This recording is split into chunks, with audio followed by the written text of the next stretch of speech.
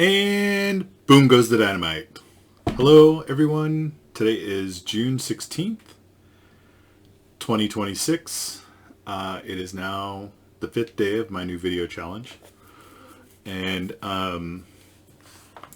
yeah, I just got back from spending time with one of my longest known friends, elderly father. So these are people that I've known since I was like 15 or 16. And, our families have stayed in touch for all this time. And so I've known their father, his name is Ken, for quite a long time.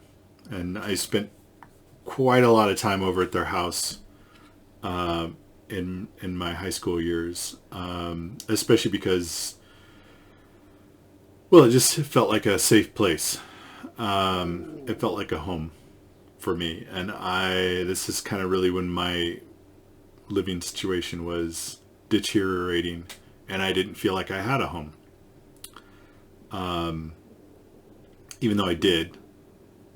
It didn't feel like it, and so anyway, he is 95 years old. And once a week I go over and I spend time with him and we run errands. I run him around to different places, to the bank, to, you know, do this, that, or the other. And sometimes we just go out for drives, and we'll set out at a park, or he likes to go near the river. We're very close to the Missouri River, which is a huge river in America. One of the largest, and we'll just sit and watch the river. And at first I took this because, well, they're paying me. It's not a lot of money, but right now for me, every little bit helps. And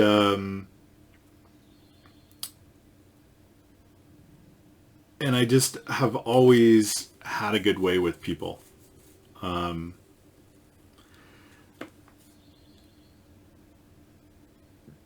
And what I've come to know, I started this in January, and very quickly I just started to realize the incredible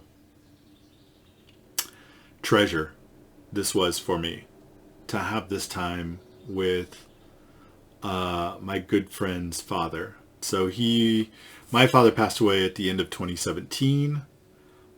He was just shy of 80 years old, and my friend's father is 7 years older. He was born 7 years before my dad. So when I was growing up, in a lot of ways, I was very sort of checked out. And there was just a lot of the town where I grew up in that I kind of felt like I just missed out on. I didn't, like I wasn't present enough to be aware of all the different aspects of the place where I grew up. And as I have been driving Ken around, he's at that age where his older memories are stronger than his newer memories. And so he's still able to direct me. As long as he knows where he's at and where we're going, he can direct me. He doesn't remember the names of the streets as well anymore. And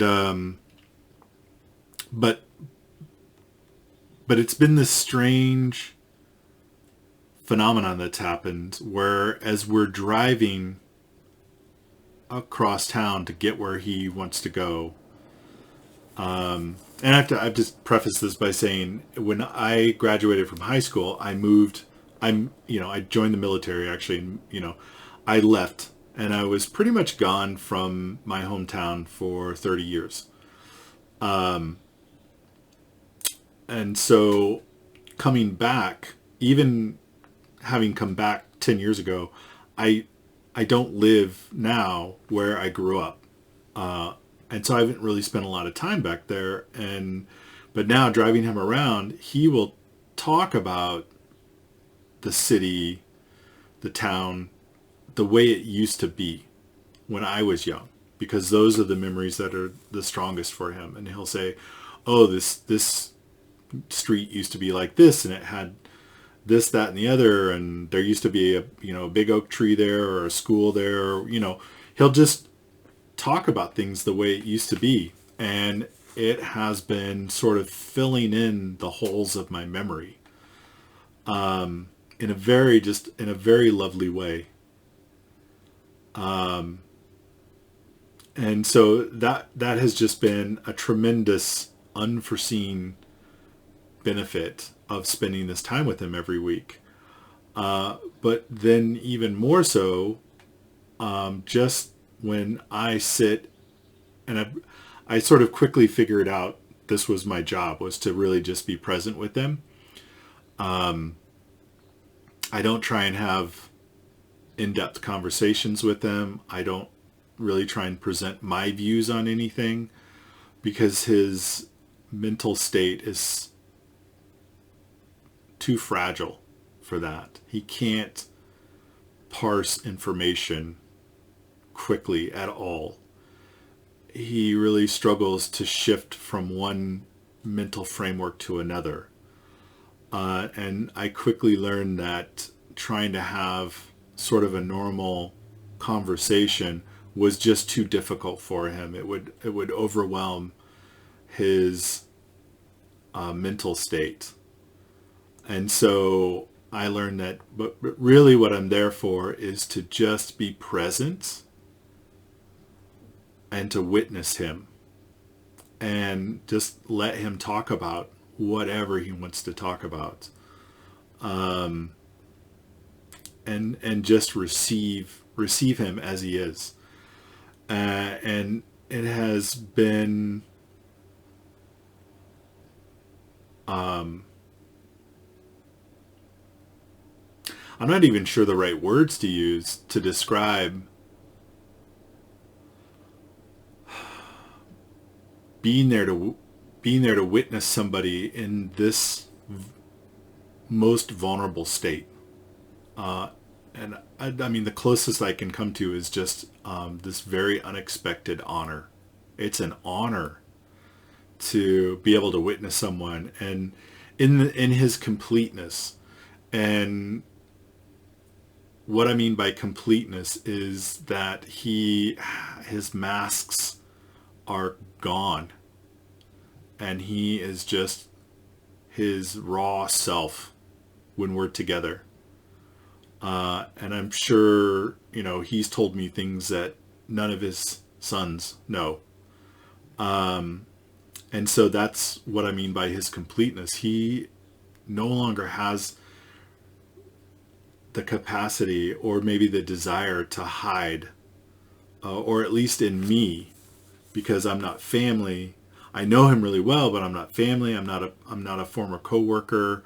I don't have any of these kinds of relationships with him that tends to have a lot of baggage and would maybe prompt someone to want to hide certain parts of themselves. And so with me, he doesn't hide anything, and it is just the level of humanity that I get to experience being present with him is astounding, and encouraging and inspiring. And also, he was born in 1930. Think about that, 1930. So by the year of 2000, he was already 70 years old, right? Now it's 2026. He's turning 96 in October of this year. And, it's really interesting because every so often when we're going to like a doctor visit or to pick up a prescription or any of those things, and someone, he has to fill out paperwork with his birth date, and someone says, "Oh, wow, like you're 95," and he'll he'll stand there for a minute and he'll respond the way he responded the first time I heard him say this. He said, well, I didn't ask to be this old. And it's just incredible when you think about being that old. And I don't know anybody who thinks, wow, I don't, I hope my life ends soon. And mean that coming from a healthy psychological place, right?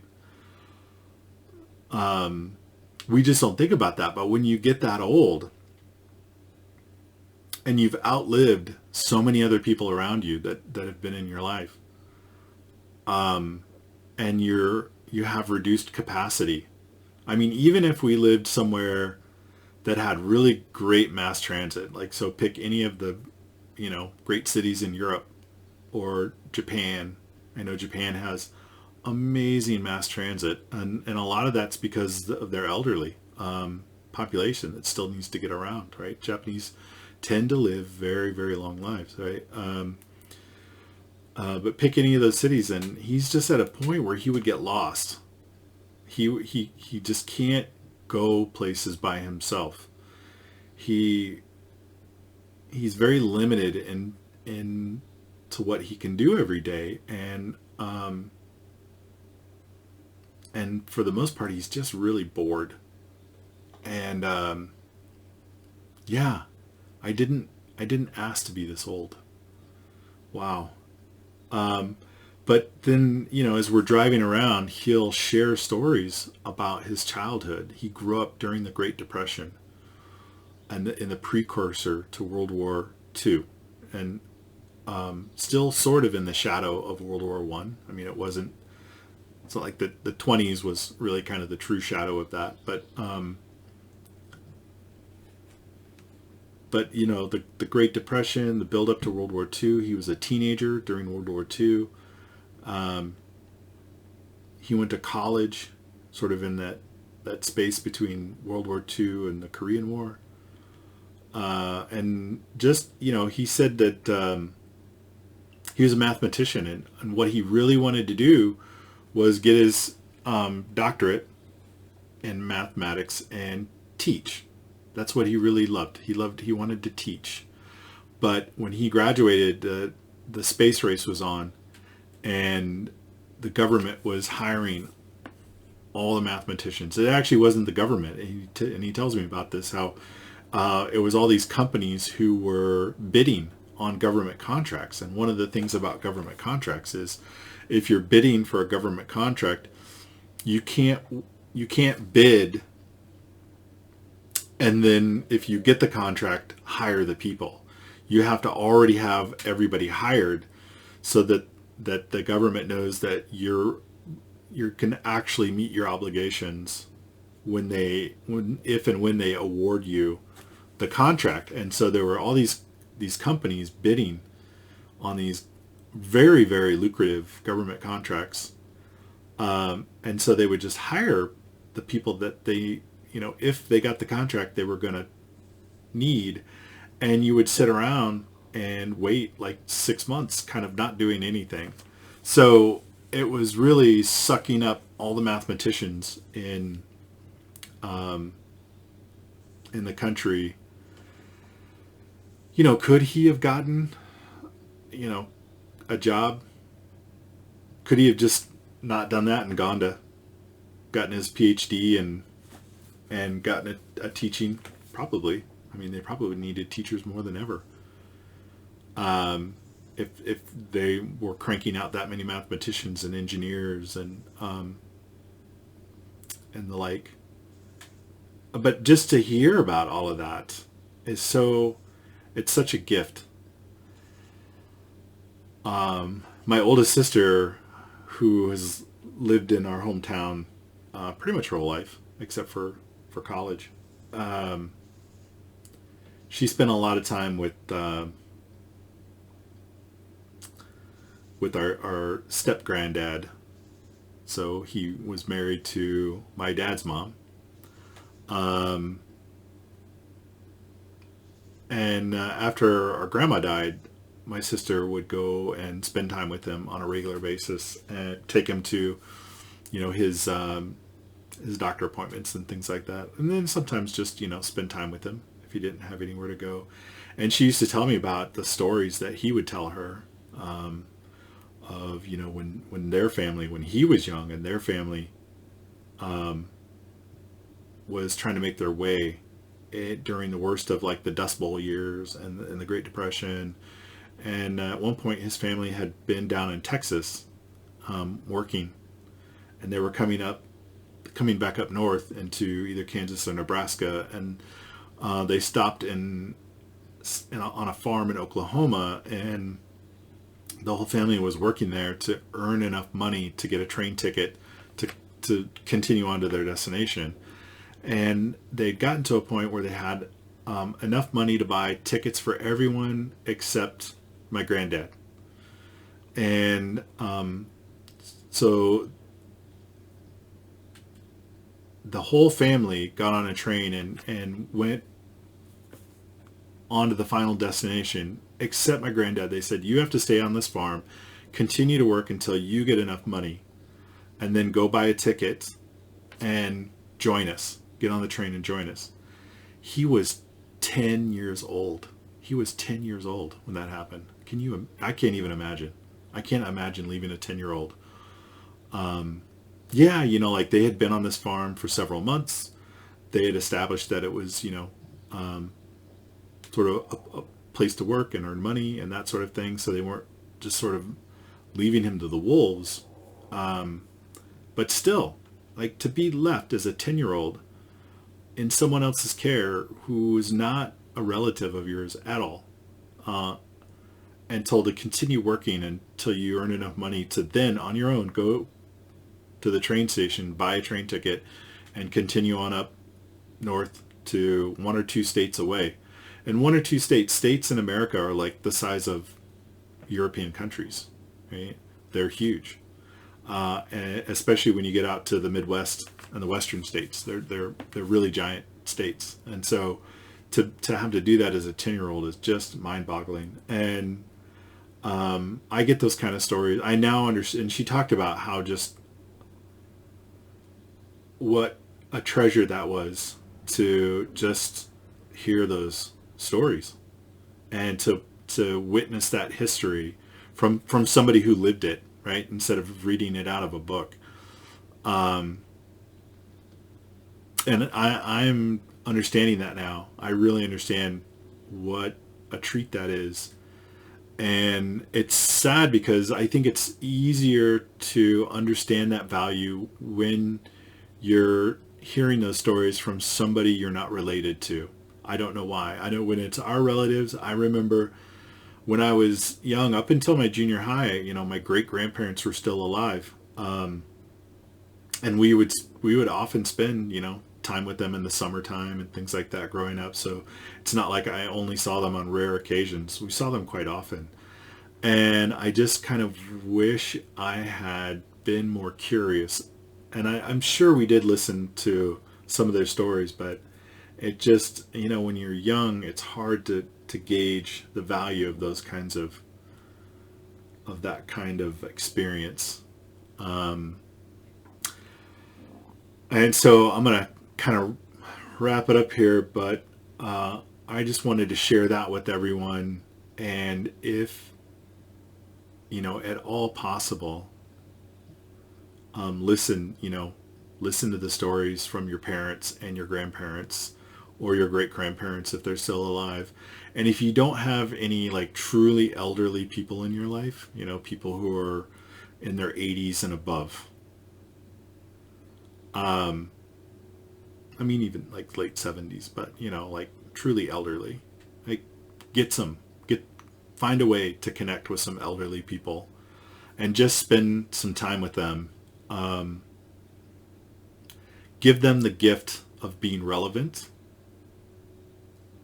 and I guarantee you will receive far more in return than you can ever give to them. It's a treasure. So, all right. have a beautiful day, and I look forward to seeing you all again soon, tomorrow. Take care.